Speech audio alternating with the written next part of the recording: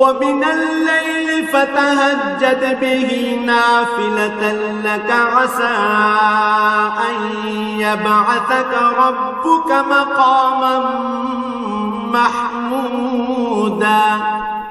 রাতের কিছু অংশে তাহাজ্জুদ নামাজ প্রতিষ্ঠা করো, এটা তোমার জন্য ফরজ নামাজের অতিরিক্ত একটা নামাজ। আশা করা যায় তোমার মালিক এর বরকত দ্বারা তোমাকে প্রশংসিত মর্যাদায় প্রতিষ্ঠিত করবেন। وقل رب أدخلني مدخل صدق وأخرجني مخرج صدق